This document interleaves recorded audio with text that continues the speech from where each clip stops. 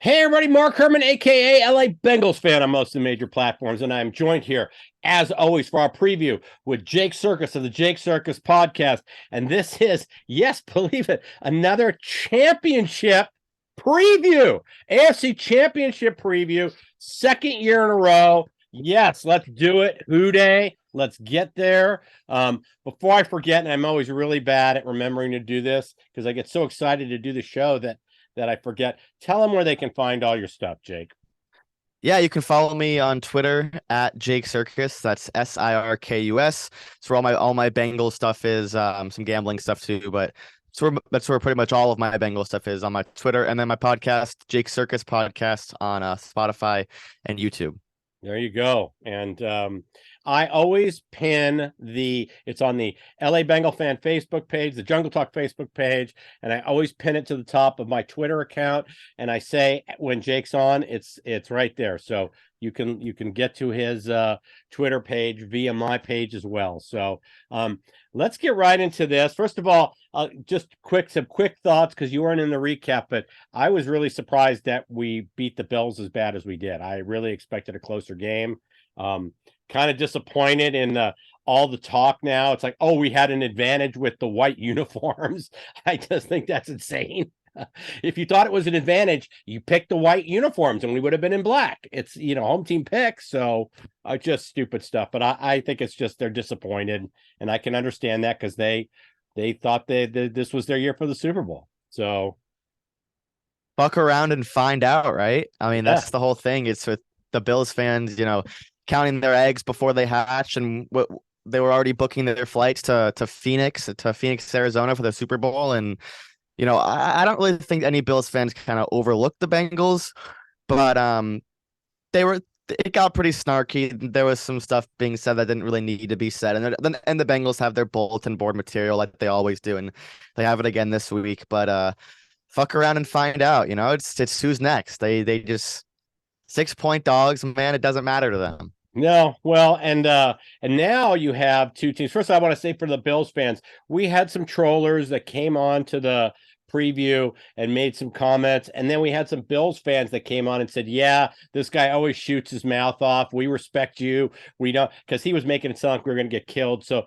every fan base has the nut jobs. I guess you say every family has a drunk uncle. Everybody's got one of those, and so. But we had Bills fans that chimed in and congratulated us on stuff. So I give their fan base. Our fan bases have more in common than they do than they're different. So but now everybody wants to be the underdog. I sit there and watch this, and it's like the Bengals want to be seen as the underdogs. The Chiefs want to be seen as the underdogs, and the line has moved. I haven't seen a line move. It opened at 3, Chiefs favorite. I jumped on the Bengals at +2. Started a couple parlays, and then it went to where I think the Bengals were a 1 or 2 point favorite, and now it's back to the Bengals being a 1 point underdog, 1.5 point underdog. So who knows? I mean, this is probably one of the harder games to call, I think. Yeah, I don't think I've ever seen a playoff line cross 0 twice, meaning Yeah. it was -1 or -0.5, and then it went to make the other team the favorite. It did that twice because obviously Chiefs Yeah. opened up as a field goal favorite. That was quickly bet down to 2.5. And then it went from 2.5 to 2 and then Bengals were up to -2.5 Monday Yeah. afternoon to Tuesday morning, and that's been since bet down, and it's now probably going to close Chiefs probably -1.5. It's what it seems like right now. But yeah, I'm trying to look through my database, and I'll do that when you start talking again, to find playoff lines that are inside of 2, because I don't think there's going to be many of them over the last, I don't know, 10, 15 years. But this one certainly is in that realm, and the line movement has certainly been super interesting. Yeah, it's crazy. Now, when the line opened at -3, apparently, from what I read, in the first 3 hours of wagers, literally 98% of the money was going on Cincinnati plus the 3. And that's why the line immediately moved, because they said, okay, something's wrong when you're getting, it's that skewed. Vegas wants it both ways. They want the same amount of money on both sides, and they're going to make their money on the juice. They don't want to have 90% of the money on one side. And so that's when the line started moving. And then it's crazy how it swung the other way, but it's been a real interesting week gambling wise. The over stayed right around 47.5, 48 the whole week. Obviously that'll change with weather. I try to stay off the over under unless I think the weather's going to change. So, or I'm teasing. So I try to wait till game day, because I've bet too many times where I've bet, and then I've seen the blizzard come in and I've been, oh, great. I'm over 40, whatever. And it's like, oh, I'll be lucky to get to 35 points in this game. So it's just kind of, that's my thing. But I've never seen a game also where both teams want to be the underdog. So, the Bengals say they never see themselves as an underdog, but that's because they are the underdog. So it's hard for them to play the disrespect card when you're favored. But it's just funny how the whole thing's been going on. And both teams have supplied plenty of locker room material. Kelsey has focused on stuff. Eli Apple's shooting his mouth off. There's all kinds of stuff going on. So, I mean, let's just get out there and play this damn thing. So yeah. So. I'm still trying to find this. I haven't found it yet, but okay. Well, it'll come up. So the thing. Let's just look at the injury report real quick, which is what we always do to start. No real news. I mean, the news has been all the banter and everything. I mean, we kind of know where we're at. Kappa didn't practice. Jonah hasn't practiced. I don't expect either of them this week. Zach has said, oh, they look better each day, but once again, neither one of them have taken the field. So, I'm just assuming if we get to the Super Bowl, we might have one of them. That's all we can go with. Good news is Trey Flowers was a full practice, and was there anybody else? Oh, and Ted Karras has been a full practice. So, that's the thing. And then the Chiefs side, everybody's limited or full. Hardeman's still limited in practice, but you've gotten full practices out of Mahomes, McKinnon, all their injuries. So, it doesn't look like we're going to have a whole, other than the ones we went into Buffalo with. I don't think there's anything new, and we actually should get Flowers back this week. So that's a good thing. Yeah, obviously as you said, no Jonah, no Kappa. That's going to stink. But KC's pass rush is, I don't want to say similar, because they do some different things, and they have Chris Jones, and Buffalo didn't because Von Miller was hurt. But KC's pressure rate, I'm pretty sure, is closer to Buffalo. So, obviously the snow is really hard to pass rush in the snow. I do expect there to be some more growing pains because it's not supposed to snow on Sunday in Kansas City. So if it doesn't snow, then pass rushing obviously will be easier. And I think that there's going to be some of those growing pains that we didn't necessarily see on this past Sunday because they were playing in pretty heavy snow, which doesn't seem to be the case this Sunday in KC. Yeah, it'll just be cold from what I saw, but it's going to be freezing, man. I'm going, and it's going to be freezing. That's awesome. There. So, well, it's been cold here all week. It's been cold here all week. So, well, next week we do a show, because we'll do a wrap up. If we win, we're going to be doing a Super Bowl preview. If we don't, we'll do a wrap up. But you can tell us about going to the game this week. Kansas City, from what I understand, from Houday Baby and stuff, it's a friendly place for visiting fans to go in and see, as long as you're a respectful fan base. I'm sure if the Raider fan base shows up, they get a different reception than we get. But last year, I read articles where our fan base was complimented by the local newspapers about how courteous they were and whatnot. So you should have a good time. You shouldn't worry about getting tossed off the upper deck or anything crazy like that. We're going to show up in force. You could hear the Houday chants at the Bills game. So, and you're frozen. So, but you could hear it on the TV. We could hear the Houday chants. So like I said, I heard a lot of the Bengals Houday chants on the TV. So what were you saying about last year? Yeah, Bengals fans were they set off fireworks in the Arrowhead parking lot last year after the win, and I'm expecting a pretty big crowd. So it'll be good. This fan base travels well. Now they really do.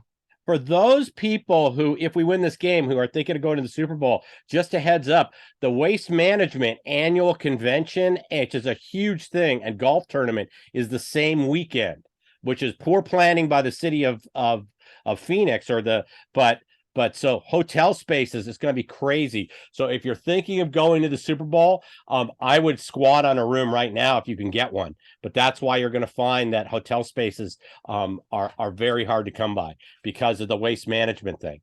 So Yeah. The waste management, or at least in golf, the tournament is every Super Bowl weekend accumulating on Super Bowl Sunday. Yeah. So it just sucks for Phoenix that, well, it doesn't suck for them that they got the Super Bowl, but they can't really move the waste. It's kind of a yearly thing. It's just ironic. They're falling in the same city this year. Yeah. So it'll be, so if you have trouble getting a hotel room, that's the reason. It's not the Super Bowl. So, but let's get into the things we're not feeling good about, things we're feeling good about. And I've got a few of each. I'm not feeling good about the fact that we've won 3 in a row because all streaks come to an end. And this is Andy Reid. This is Patrick Mahomes. This team's going to be ready. They're not looking past us. They're not cocky, thinking they're going to win the game because it's an Arrowhead. We're going to get everything they have, and that concerns me. That's all. It's just, like I said, every streak comes to an end. I want to make it 4 in a row, but eventually the Chiefs are going to beat us. So, the streak's not going to go forever. Indianapolis didn't go winless against Tom Brady. I mean, eventually they'd win here and there. So that's something that I'm worried about. So, yeah, when this time last year, everyone was talking about, oh, there's no way they beat him twice in one season. And they did. And then in the regular season this year, it was, oh, they're not going to beat him 3 times in a row. Come on. The 3 is the lucky number. You're not going to do it 3 times in a row. And then they completely outplayed them, and they did. And now you're going back to Arrowhead, the place where, it kind of all started last year. It's kind of this whole thing started at Arrowhead a year ago. And so, yes, you're right. Of course, the Chiefs are going to beat us eventually. But this is not the team, in my opinion, that is, this is easily Mahomes' worst team, in my opinion. They're not going to get much better because the cap hit is out of proportion. It's crazy next year. But you're right. Like, yeah. But I think the Bengals are better. I really do.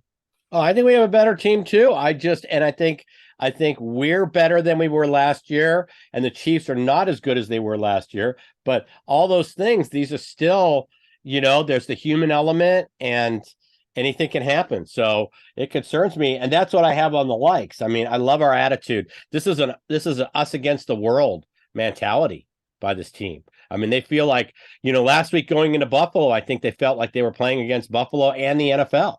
Because they felt, and I think they're carrying that same thing. You could tell by Burrow's comments about get those refunds ready, and Zach Taylor apologizing with a smirk on his face about ruining the NFL's plans. Sorry guys, but we ruined your plans. That's an attitude that's carried on. So, I really like that. They've taken that. Also, the thing that was encouraging to me was the play of the backup offensive line. I mean, we were supposed to get dominated. Eric Weddle said we had a 0% chance, which was probably the stupidest remark I've ever heard anybody say. Because I don't care if you're talking about Alabama against a small school with a 28-point spread, there's still a puncher's chance they can win the game. So there's never 0, never. So to say that we had a 0% chance was kind of, I didn't get to hear. Did you ever hear? Because he was on Up and Adams. I did not watch Eric Weddle. If you saw that, comment in the section. Tell us how Weddle explained himself, because I know Kay Adams was very happy that he was appearing again on the show sometime this week. Maybe it hasn't happened yet, and that's why I haven't heard anything. But I really would love to hear him explain himself out of that little interview. That interview didn't age well. If you want to see it, it's on my Twitter feed. And then it was retweeted after the game saying, wow, this aged really well. But we'll see. So like I said, I love that us against the world mentality. I mean, we'll feel like they can take that in and feel like the underdog in every game. So those are the things I feel good about, but still we got to execute on Sunday. So yeah, man, they have that mojo to them. Like they had it kind of last year what was it? It was well, the why not us thing. Yeah, but like this year, it's like it's kind of gotten crazy. They've had so many like this. It's crazy. But yeah, the same deal. I tweeted this earlier. I think Cincinnati's been probably the most disrespected, like the most nationally disrespected team in professional sports the last 2 years. And you know, this got a little bit of pushback, but I used their record against the spread. They're like 23-2 in their last 25 games. And the fact that we have, you know, data that shows how teams are expected to perform, and we can compare it to how they actually perform, and no one has done better exceeding expectations than the Cincinnati Bengals the last 2 years. I mean, they're on a historic streak when it comes to covering the point spread, which is based off data that we now can use and have. Yeah. So, well, the gamblers They seem take to it. like I said, when they saw Bengals +3, I mean, you had 90%, whatever percent it is, you know, all throwing their money on Cincinnati. That tells you where the gamblers' headset is, because they're the ones that are the ones jumping on the spread right away when they see something out of whack. It's your hardcore. Yeah, and this is why the Bills thing last year, last week was so weird, because I kind of get why it was like a pretty big number for a team that was on a 9-game winning streak and on like they had covered like 13 of their last 14. I think it's Joe Burrow's 23-2 in his last 25 games against the spread against teams that are not the Cleveland or that are not the Baltimore Ravens and have never been the Baltimore Ravens, or Right. sorry, that are not the Cleveland Browns or have never been the Cleveland Browns. I mean, Right. The Ravens too. So we'll cover those two. Yeah. No, I like that. Yeah. So, no, like I said, this is and Joe Burrow has already won as many playoff games as the Bengals did, you know, in their from the beginning. They won we won 5 playoff games prior to this. Joe Burrow already has, you know, he already has more playoff wins than the Bengals the same amount. did. They each have 5. Same amount, and he also has the same amount of playoff wins as Josh Allen. Yeah. There you go. So, but all right. So with that said, do you have anything else you want to say about not feeling good, feeling good? Anything to add? The Chiefs secondary has been quietly really good with their rookie Trent McDuffie. I don't remember who tweeted it, but they were with Trent McDuffie. They've been 4th in EPA per play or EPA per dropback allowed. Without McDuffie, they were 25th. So they have they have a couple of really young pieces on defense. Nick Bolton, who's a 3rd year. George Karlaftis, they just drafted. Trent McDuffie, they just drafted. And then, you know, it's the Chiefs defense. There's always good players. Chris Jones, obviously, Frank Clark. But the rookie McDuffie has been a pretty big impact. He's obviously fully healthy now, as is everyone else on that defense. So their secondary, I think, is better than advertised, because the conundrum with the Chiefs, they've been connotated with having a bad defense, and this is like not a great Chiefs defense like in 2019. But it's gotten better, and I think it's better as advertised, for sure. Yeah, well, their secondary certainly is better than Buffalo. They're not anywhere near as injury riddled. That's it. Like Buffalo has Tre'Davious White, but when you're losing that many guys and you're that thin, it doesn't matter the top end talent you have. You have to have the guys that have all the reps, that have, you know, the chemistry with the rest of the team, and that's really important. It's not just depth chart. It's these guys need to play together, and if you're continuously going down, it doesn't matter the top tier talent you have. It's gonna bite you in the butt. So, well, I expect our defense to show up. I'm hoping. What did Apple call Lou Anarumo the crazy? Oh, that is what I wanted to talk. I did want to talk about the Eli Apple thing. He needs to chill, man. Oh yeah, I agree. He needs to chill. I agree. My attitude is always fly under the radar. You know, in the 80s when Sugar Ray Leonard and Tommy Hearns and all that were really popular, my favorite boxer was Marvin Hagler. And I love Marvin Hagler because he didn't do any of this pre-fight stuff. He didn't have the big press conferences where he called the other guy names and they got face to face. He basically did his talking in the ring. I mean, he walked out there, caveman Lee, 30 seconds. You know, and that's what I loved about him. And I wish Eli Apple would take a lesson from that, is go do your talking on the field, stop supplying the team with stuff to feed on and motivate them. Well, So more so. I mean, he's the only one on the team that really has ever done that. Like, I'm like, what does Burrow think of it? Like, you know what I mean? Like, Joe Burrow sees that and he's like, dude, what the hell? Like what's going on? But yeah, like I think he needs to chill a little bit. So yeah, and we could stop calling. Listen, we won one playoff game last year at Arrowhead. So I don't know that you can call it The Burrowhead. Burrowhead. I mean, it's If they not win like Sunday, if they win Sunday, it's Burrowhead. It's Burrowhead right, but forever. win two postseason games. One is one. And I just wish we would not fuel the other side, because just like we got up for the NFL's disrespect of selling tickets and disrespecting us, not giving us a chance on a neutral field when there should have been, and all that motivated us. Why supply the other side with that? That's just my feeling. Shut up, go out there and make your statement on the field. And when you want to talk smack, do it after the fact, not right I there. agree. So, Yeah. but Eli Apple also, I think it was Eli Apple, said that Lou Anarumo was the mad scientist with the way he came up with the defense. So I'm counting on Lou to dial up some stuff. He's been great. I haven't heard about him getting any interview opportunities, and I'm really hoping, because I would like to keep him for at least one more year. So I like to keep him for more than that, but Well, he's at this point, it seems like he's pretty likely coming back next year, which is great, you know? yeah, Callahan was the only one with an interview, but it was Indianapolis and they interviewed 12 people. So, I don't know that he gets the job. Frank Reich got the job in Carolina today, which makes the Indy Carolina game, which they're actually scheduled to play against each other this year. That'll make that one a little more interesting, having Frank Reich coaching Carolina. But other than that, I don't think Callahan went on any other interviews. So I think we get our coaches back this year, but this will be, I expect we have the same team next year. So we are going to eventually get rated, because it looks like D'Amico Ryans is leaving San Francisco. That's just the nature of the beast. So Yeah, same team except Bates gone, Pratt probably gone too. and And Higgins, Eli maybe Apple if and Chicago. no, hey, nah, Higgins ain't going anywhere. They're not going to trade Higgins. No, That is that, and not that, trade him. that, I don't know that we can afford to keep him. but he's So under contract next year. no, Higgins isn't. Higgins is a second No, round pick. So he only had a 4-year deal.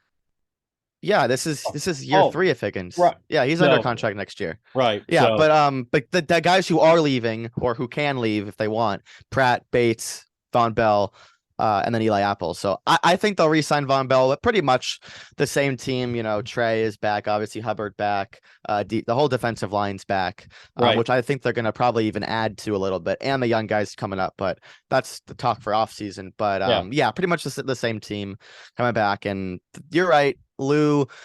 I cannot believe that no one's talking to Lou, because it seems like he's obviously a great in-game adjuster, schematic, but his mannerisms, he's like a leader of men, and the team has said that, and like attributing him to being a head coach, and no one's really bit yet. Maybe because he's older and he took a long time to kind of really flash, because his career was just kind of in the middle of nowhere when he was a safeties coach for the Giants, and Zach called him up and said, come to Cincinnati as our DC. And he's like, okay. And then they were really bad in 2019. And you could see the flashes once they started getting these players.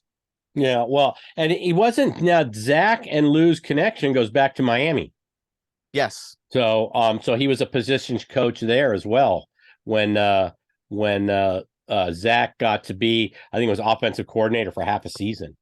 Yeah, he was there for half a season. Yeah. So, but all right. Well, let's get back to this game. So I think we've covered the things we don't feel good about, the things we're feeling good about. It's prediction time, and please put your score predictions in the comments for us. Tell us we're crazy. Tell us we're not crazy. Just put them down there. But you want to go first? Or you want me to go first?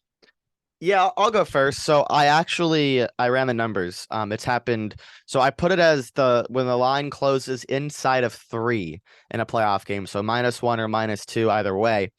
It's only happened 36 times since the turn of the century.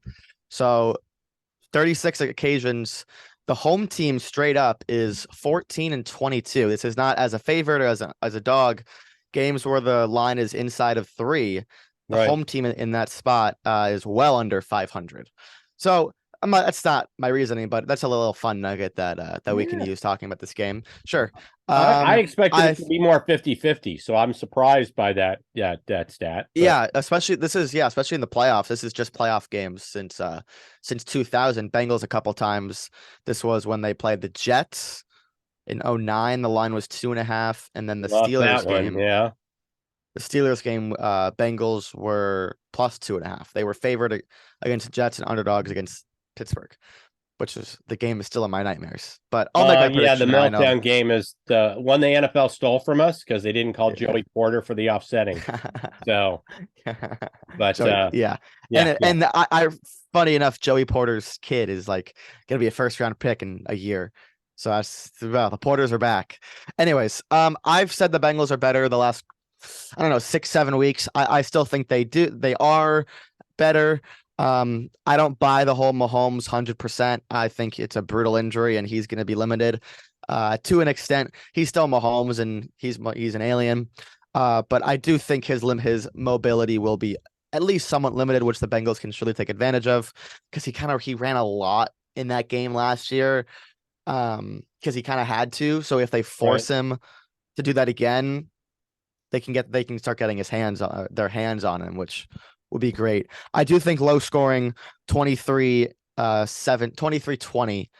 Bengals win. 23-20. All right. I actually have 26-22. I like weird numbers, especially when going for 2, not going for 2, or you go for it once. So that's why I have the off numbers, but I'm going 26-22 Cincinnati. I picked against the Bengals last year. I went to that last year. You can look at the preview show for the championship. I said, yeah, it's going to be tough to beat Andy Reid 2 times. I really wish we had lost the regular season game. I went to all kinds of rationale and said, okay, this is where it runs out. And I was wrong. And so now I'm going to go with the 4 times. I think we're going to do it. I think, like you said, I think Mahomes is going to be limited. The weather's going to be cold, which isn't going to help that ankle out at all. I don't care how much you shoot it up. I don't care how much you tape it up. When it's cold, the ground's harder and it hurts. So anybody who's had an injury in the cold, whether you're trying to golf in cold weather or whatever it is, and this is colder than anything I've ever golfed in, but I always feel it when my back's tweaked and it's 40 degrees and I'm out there swinging a club. My arm hurts, my wrist hurts. I feel it. So, I don't have the trainers. I'm not some physical specimen, but I just think I think we get back there again this year, and I'm really looking forward to that. I'm already trying to plan the trip to go to the Super Bowl. So, and I know we'll see you there and it'll be awesome. So, but it all starts with the win this Sunday. There's nothing else. So remind everybody where they can find your stuff. You can follow me on Twitter at Jake Circus, Sirkus for that last name, and then the Jake Circus podcast on Spotify and YouTube. That's where Twitter is where all my Bengal stuff is. The pod is living large right now. We have a big episode coming out on Tuesday recapping the conference championship games, and then the off season I'll probably do some free agency and draft stuff for each team. So good stuff coming. Make sure to peep an eye out for those. Yeah, definitely. And they'll be here. We're going to do the same thing that we always do. We have our free agency preview, recaps. Might do a combine show. We definitely have the draft preview and recap. So if you don't subscribe, please subscribe. It's all we ask. This is a show by fans, for fans. That's all we ask is that you support the channel by subscribing, hit the bell, get the notifications, and please give us a thumbs up because it helps us out in the analytics. So, all right, please, and put your scores down. I will be back with a recap. Obviously, Jake won't be part because he's going to be at the game. So we'll get a scoop next week from being at the game. And hopefully you see a Bengal win. So with that, I'm going to say, hoot, everybody. Let's take care of business Sunday. Take care.